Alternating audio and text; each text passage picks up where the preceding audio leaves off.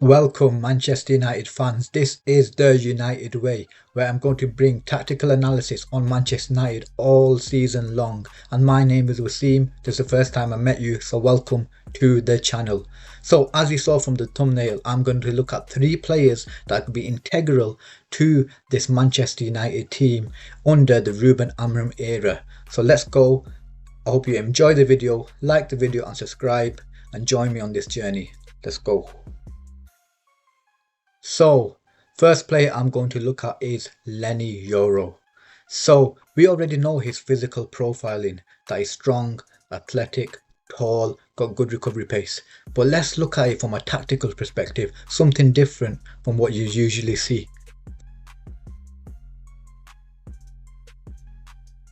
So, on the ball, in the build-up phase, United will have a back 3. These wide positions are going to generally be occupied by Martinez and Yoro. So if you see, for example, this is Ipswich. In the last game, they played a 4-2-3-1, right? And in the 4-2-3-1, obviously, you've got 4 lines and you've only got 1 striker. So numerically, we've already got an advantage in this back line. So Onana will look to play into Yoro, he will look to play into Martinez. So when he does play into Yoro, Yoro will naturally have space to drive into because the lows can occupy their winger. So Yoro can drag the ball into these areas until someone comes across, maybe the number 10 comes across or one of the midfielders starts to push out. But then he will look for Ahmad, who will then aim to turn with the ball, which is good at, and maybe possibly find a low on the outside. These are the sort of options United will be looking at. And if you see here, I'll highlight it.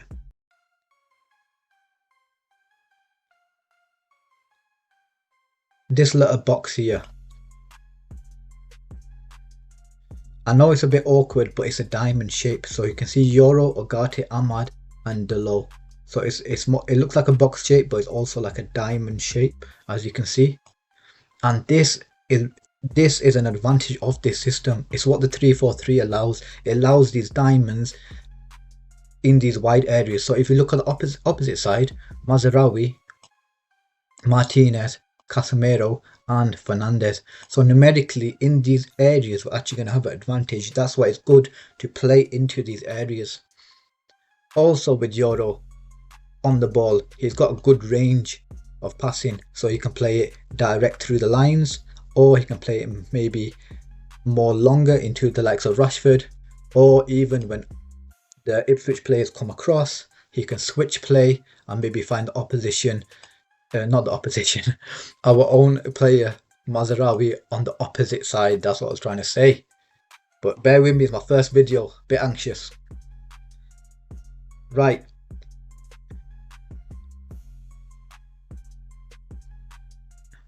let's remove these, and we can carry on. Right, so another aspect of what I want to look at in regards to Yoro is off the ball. So off the ball, what happens in this 3-4-3 shape? Often, say the opposition winger has the ball, it plays out to the opposition winger. Normally, it's a fullback in this area. This little space here, it's fair to say a fullback's in this area. But with the 3-4-3 system, these players on the outside, they have to push into these areas. Martinez on that side and Yoro on this side. But the good thing about Yoro, he's really good at defending wide spaces. He's probably our best defender at defending wide spaces. So that's a big advantage. But if the opposition winger does drive into the areas, Yoro's quick to come across, and obviously he will try and win the ball off the opposition opponent and drag it away. So that's a really good advantage of Yoro as well. Also, I wanted to point out, this is a point not many people have made, but it's a key point. If you look at Sporting last game, an issue was this area here, this area between the centre backs here. And what happens is sometimes this, bear with me, this back three gets stretched. So what happens? is the forward drives into these channels here to try and feed them.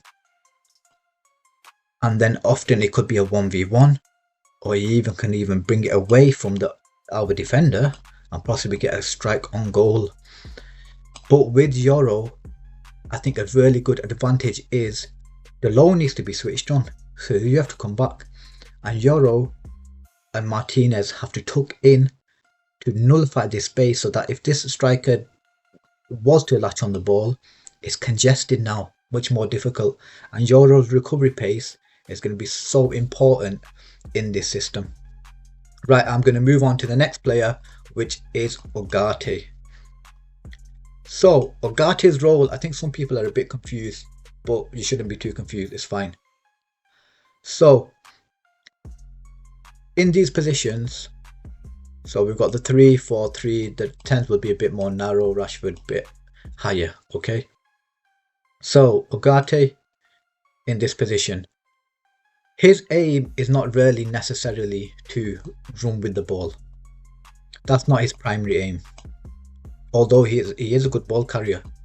His aim is mainly to feed it to Ahmad, which Ahmad will most likely be on his side, between the lines.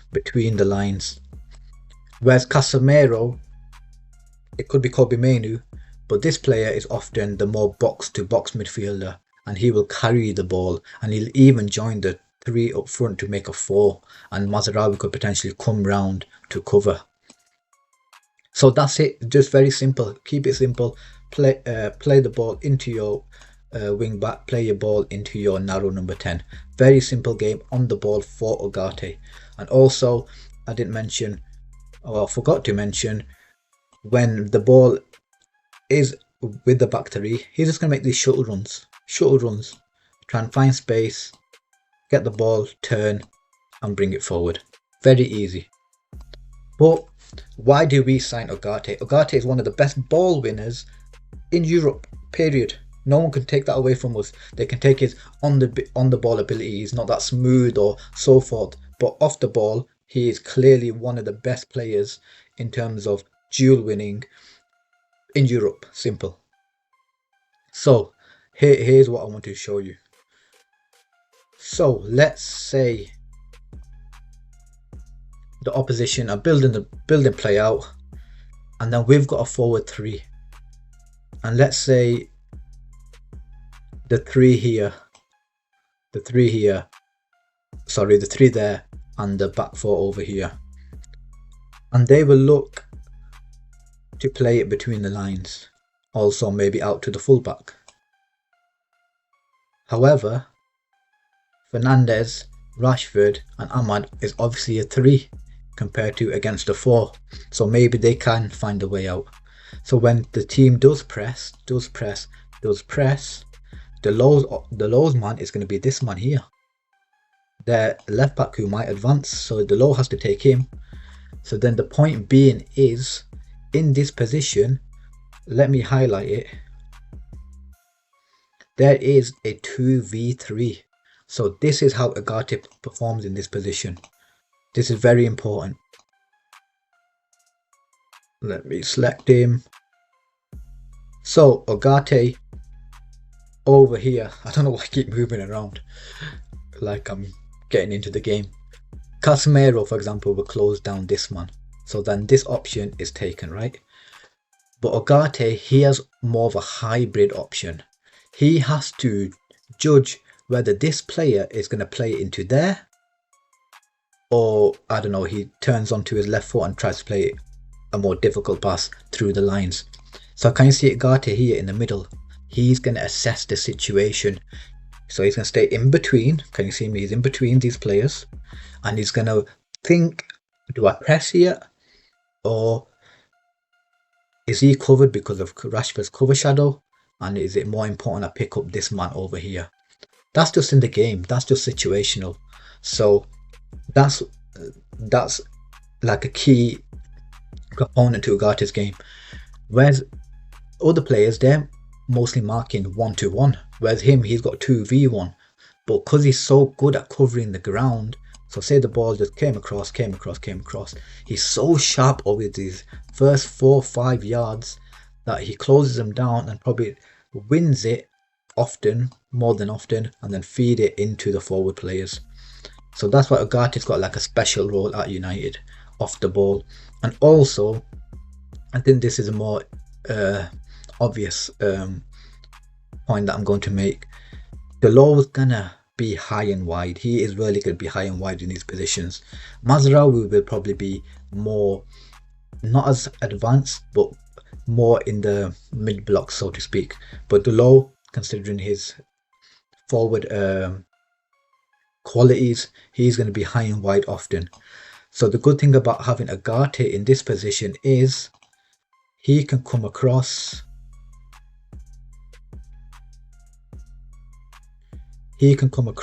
Sorry, not that. He can come across into these positions. I do need to slow down a bit. He can come across these positions, right? And that's what's really good about him. His speed over those first few yards to understand where the danger is. Maybe in this situation, he don't need to come across because he's very wary of what's happening centrally. So he might shuttle more, or sometimes it's really important for him. Say Yoro's pressed him, De Ligt's pressed him. Now Ugarte can come across rapidly to close this man down.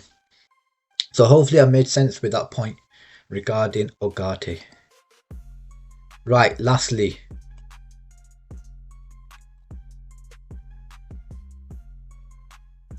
also I just want to make a quick point. The team that you're seeing on the screen, don't read too much into it. Like for example, Diallo, this could be Antony. Mazraoui could potentially play where Yoro is.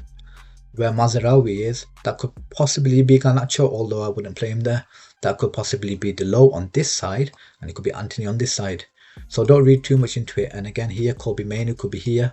Even Rashford, Højlund, they could swap over. I think Ahmad will be more fixed, and Fernandes, Mason Mount potentially getting. Who knows? Because Mount is actually good in those areas. I know his form's been poor since he's come here and he keeps getting injured, but he is a good player. He needs to find himself again. Maybe he doesn't, and we keep repeating ourselves, but hopefully this is like his last chance, and he hopefully does well. Right, how long has this video been going on for? About 12 minutes. The last player I want to touch on is Amad Diallo. So in this system, there are two narrow number 10s. The aim of this player here, Rashford, Højlund, is to stretch the back four, make runs here, even go out wide and make runs. So you're stretching the back four, so they push back. Then naturally, what happens when they push back? Who's got more space in the middle? Fernandes and Ahmad. And also, if you noticed, say they've got three players, right? They're centre mids here in the 4-2-3-1. There's no number 10. How many players have Man United got?